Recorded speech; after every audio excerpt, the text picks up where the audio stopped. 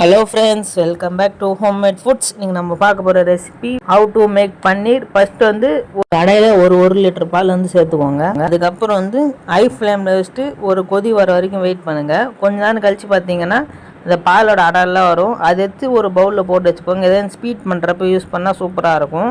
நல்லா ஹை ஃப்ளேமில் வச்சுருங்க. வச்சுட்டு இந்த மாதிரி நல்லா பால் நல்லா பொங்கி வந்துட்டு அப்புறம் லோ ஃப்ளேமில் வச்சுருங்க. லோ ஃப்ளேமில் வச்சுட்டு கலந்து விட்டுன்னே இருங்க. நல்லா கலந்து விட்டுன்னே இருக்கீங்கன்னா அப்போ தான் நல்லா பொங்கி வராது. நல்லா கலந்து விட்டுட்டு அப்புறம் ஒரு பெரிய சைஸ் லெமனை வந்து ரெண்டாக கட் பண்ணிட்டு சீட் ரிமூவ் பண்ணிட்டு லெமன் ஜூஸ் சேர்த்துக்கோங்க. சேர்த்துட்டு அப்புறம் நல்லா கை விடாமல் நல்லா கலந்து விட்டுன்னே இருங்க. தண்ணி தனியாக பால் தண்ணியாக பிரிஞ்ச வரையும் நல்லா கலந்து விட்டுனே இருங்க. ஒரு 5 மினிட்ஸ் அப்படியே லோ ஃப்ளேமில் வச்சுட்டு நல்லா கொதிச்சு வச்சிங்கன்னா பால் தனியாக தண்ணி தனியாக வந்துடும். ஒரு 5 மினிட்ஸ் கழித்து பார்த்தீங்கன்னா இந்த மாதிரி பால் தனியாக பன்னீர் தனியாக வந்துடும். இந்த மாதிரி நல்லா ஒரு 2 மினிட்ஸ் மட்டும் நல்லா கொதிக்க வச்சுக்கோங்க.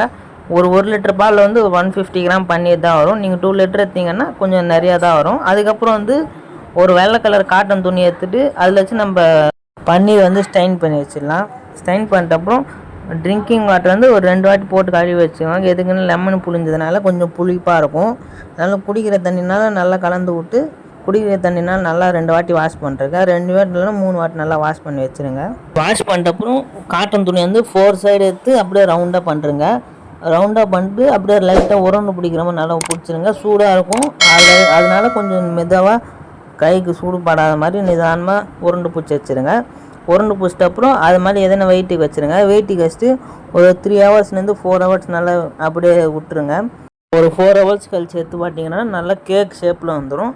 அந்த துணி எடுத்து வச்சுருங்க. துணி எடுத்து வச்சுட்டு அதுக்கப்புறம் நம்ம பன்னீர் தண்ணி எடுத்து வச்சிடலாம். ஃபஸ்ட் அப்புறம் உங்களுக்கு தேவையான சைஸ்க்கு பீஸ் கட் பண்ணிக்கோங்க. ஒரு கத்தி எடுத்து உங்களுக்கு பிடிச்ச ஷேப்பில் கட் பண்ணி வச்சுக்கோங்க. ஸ்லோவாக கட் பண்ணுங்கள், எதுக்கான உடஞ்சிரும். ஒரு 8 ஹவர்ஸ் இருந்துச்சுன்னா பன்னீர் அப்படியே விட்டுட்டிங்கன்னா நைட் செஞ்சுட்டு இன்னும் சூப்பராக இருக்கும். இந்த பாக்ஸ் ஷேப்பில் கட் பண்ணுறேங்க. அவ்வளோதான் ஃப்ரெண்ட்ஸ், தேங்க்ஸ் ஃபார் வாட்சிங். மறக்காமல் சப்ஸ்கிரைப் பண்ணுறேங்க. நாளைக்கு வீடியோவில் வந்து பன்னீர் டிக்கா ரெசிபி வரும். மறக்காமல் சப்ஸ்கிரைப் பண்ணுங்கள். நெக்ஸ்ட் போடுற வீடியோ வரும். தேங்க்ஸ் ஃபார் வாட்சிங். நெக்ஸ்ட் வீடியோ சந்திக்கலாம். பாய் பாய்.